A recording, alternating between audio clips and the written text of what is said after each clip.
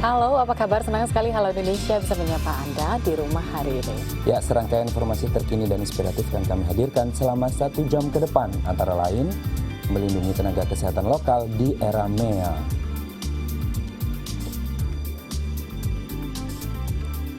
Ada pula antisipasi banjir dengan pemberdayaan masyarakat. Ya, selain itu hari ini Halo Indonesia akan berbincang tentang seluk-beluk membangun bisnis rumahan. Selengkapnya dalam segmen Bincang.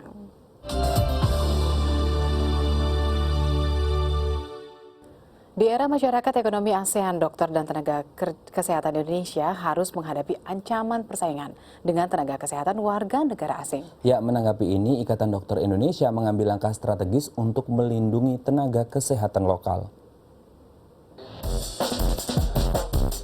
Masyarakat ekonomi ASEAN atau MEA sudah mulai berlaku. Dokter dan tenaga medis menjadi salah satu profesi yang dibuka bagi negara ASEAN.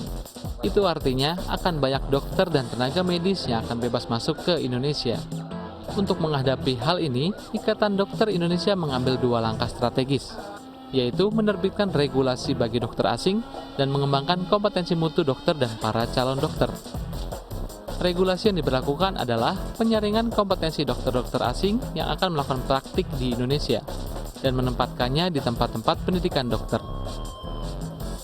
Kami akan mengusulkan ke Dinas Kesehatan bahwa yang kita terima adalah dokter-dokter asing yang memang tidak ada di Indonesia, tidak ada di Jakarta. Misalnya nih, ahli transplantasi liver misalnya, kan nggak ada. Ya silakan, tetapi hanya di rumah sakit pendidikan.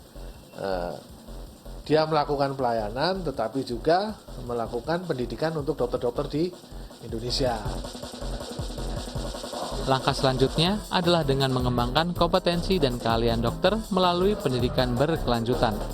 Ikatan Dokter Indonesia telah menyiapkan 18 modul berisi panduan klinis dari berbagai spesialisasi kesehatan. Modul-modul ini tidak hanya berlaku bagi mahasiswa kedokteran, namun dokter yang telah membuka praktik pun harus menguasainya. Targetnya pada tahun 2018, dokter-dokter di Indonesia telah memiliki spesialisasi dan kompetensi mutu yang sama dengan dokter di negara lain. Pendidikan ini juga akan berdampak pada kualitas pelayanan kesehatan nasional. 138.000 anggota ID, baik dokter umum dan dokter spesialis. Kita wajib mempersiapkan dokter kita untuk meningkatkan kompetensinya agar sama dengan kualifikasi untuk negara ASEAN yang termaju, terutama Singapura. Nah, yang kita lakukan adalah bidang pendidikan yang harus kita kejar untuk anggota-anggota kita maupun untuk calon-calon dokter yang sedang duduk di Fakultas Kedokteran sekarang. Agar tenaga kesehatan lokal tidak semakin tertinggal dengan negara lain, pihak terkait perlu melakukan regulasi dan peningkatan mutu. Hal ini juga harus diimbangi dengan kesadaran diri dari tiap individu dokter untuk terus mengembangkan diri. Dengan itu, tenaga dokter Indonesia dapat bersaing dengan dokter asing dalam masyarakat ekonomi ASEAN. Yeremia Tera, Topan Iskandar, Dai TV. Sementara itu, di tengah kondisi pelayanan kesehatan yang belum merata, industri kesehatan Indonesia harus menghadapi persaingan dengan masyarakat ekonomi ASEAN. Ya, masih timpangnya teknologi kesehatan dan tingginya pajak bagi alat kesehatan membuat Ikatan Dokter Indonesia atau IDI merasa keberatan.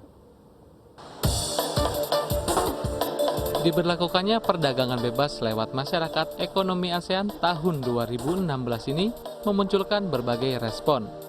Salah satunya adalah dari Ikatan Dokter Indonesia atau IDI. Ketua Umum IDI, Profesor Ilham Utama Marsis merasa keberatan apabila industri kesehatan juga ikut diperdagangkan dalam MEA. Sebab menurutnya, kesehatan merupakan kebutuhan dasar manusia yang seharusnya menjadi tanggung jawab pemerintah. Itu merupakan suatu kewajiban dasar dalam Undang-Undang Dasar 45 yang menyatakan yang namanya kesehatan, ya juga kesejahteraan itu merupakan beban dari pemerintah. Jadi pemerintah yang bertanggung jawab sepenuhnya atas kedaulatan sistem atau sektor kesehatan, bukan diserahkan kepada pasar. MEA itu berarti kan semua diserahkan kepada pasar. Akses pelayanan kesehatan yang belum merata di Indonesia menjadi salah satu pekerjaan besar bagi industri kesehatan di Indonesia. IDI menilai sistem jaminan kesehatan nasional perlu dibenahi agar penyebarannya merata dan tepat sasaran. Hal lainnya adalah ketimpangan teknologi dan kualitas kesehatan di Indonesia yang jauh tertinggal dibandingkan negara-negara ASEAN lainnya seperti Singapura. Dalam mempertahankan industri kesehatan nasional, pemerintah dirasa perlu untuk ikut campur tangan. Salah satunya adalah dengan menurunkan nilai pajak bagi alat-alat kesehatan. Nah tentunya kalau memang pemerintah mau tentunya membantu, harusnya masuknya alat-alat kesehatan dengan teknologi canggih itu kalau perlu harus bebas daripada pajak. Nah ketertinggalan kita di sini karena memasukkan alat-alat kesehatan dengan teknologi canggih itu pajaknya dianggap sebagai pajak barang mewah. Jadi tinggi sekali ongkosnya untuk memasukkan alat-alat kesehatan canggih dan akibatnya hanya beberapa rumah sakit yang maju yang mampu mempersiapkan tenaga-tenaga yang mampu melaksanakan dengan pemberian pelayanan dengan alat-alat canggih tersebut. Pemerataan kualitas, teknologi, serta akses kesehatan merupakan sebagian masalah yang harus dibenahi agar Indonesia dapat bersaing dalam menyambut masyarakat ekonomi ASEAN. Tentu, pemerintah dan Ikatan Dokter Indonesia harus sepaham dalam melindungi dan meningkatkan kualitas pelayanan kesehatan di Indonesia. Yeremia Tera, Topan Iskandar, Dai TV. Ya, kita beralih ke informasi lainnya. Pemirsa, guna menjaga kebersihan di seluruh wilayah DKI Jakarta, kini Pemprov DKI mengeluarkan peraturan baru dengan memberdayakan warga untuk mau bekerja membantu pemerintah menangani permasalahan sampah di ibu kota. Ya, salah satunya dengan merekrut anggota PPSU di setiap kelurahan di Jakarta. Bagaimana peraturan ini direalisasikan? Berikut liputannya. Pemberdayaan warga sebagai petugas PPSU juga diharapkan mampu mengurangi dampak banjir yang terjadi di ibu kota Jakarta. Di Jakarta Barat, 40 petugas PPSU Cengkareng Timur dikerahkan untuk melakukan normalisasi saluran air di kawasan pintu air Cengkareng, yang menjadi salah satu langganan banjir setiap tahunnya. Titik pertama yaitu penyedotan air, di mana hal ini dilakukan untuk mengurangi genangan air yang selalu memenuhi jalan raya Cengkareng. Selanjutnya, membersihkan lumpur di saluran air dan membuat tanggul-tanggul darurat untuk menutupi air yang terus meluap dari Kali Cengkareng. Saya dengan perangkat ya, Pak Sekel dan semua yang ada, dibantu dengan PPSU, melaksanakan kerja bakti, di mana lihat saluran-saluran air yang mampat, tali air yang tersumbat, kita akan bersihkan, kita akan bongkar, sehingga jalan air itu berjalan dengan baik. Dengan melibatkan warga yang tinggal di lingkungan Cengkareng Timur menjadi anggota PPSU dapat meningkatkan kontrol sosial dalam menjaga kebersihan lingkungan, serta membantu mengurangi korban banjir yang setiap tahun dialami warga Cengkareng. Ini merupakan program Pak Gubernur untuk menangani permasalahan prasarana yang ada di wilayah seperti masalah sampah, saluran, ataupun got yang macet, ataupun penanganan sampah yang di tempat lain, ataupun pohon-pohon tumbang. Ini merupakan program Pak Gubernur.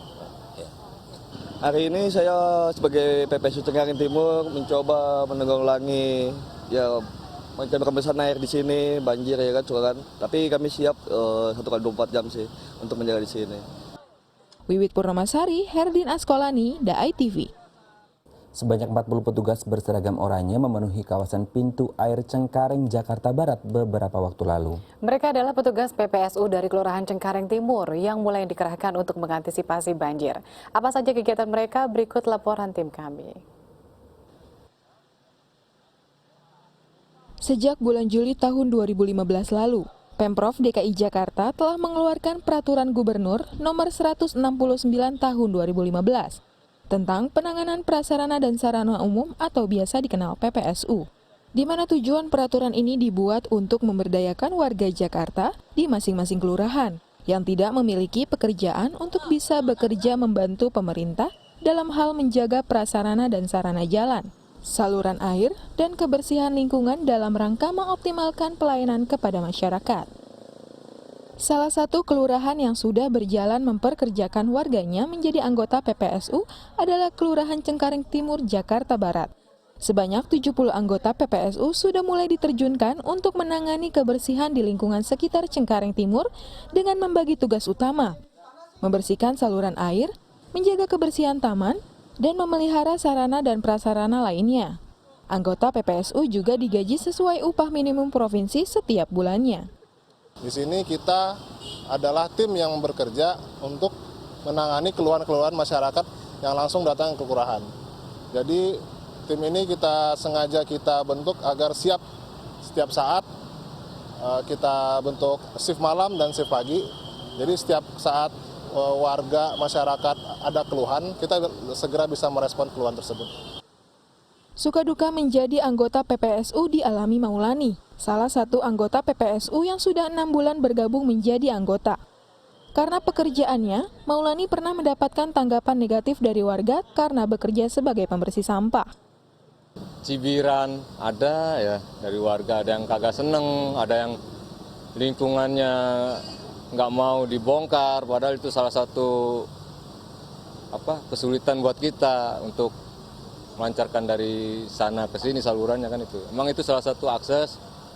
Sukanya juga dapat cemoohan, juga dapat omongan yang ya kurang mengenakan lah seperti itu. Keberadaan PPSU saat ini sangat membantu masyarakat, baik dalam menjaga lingkungan sekitar sekaligus meningkatkan kesejahteraan warga dalam memenuhi kebutuhan sehari-hari. Wiwit Purnamasari, Herdin Askolani, DAI TV.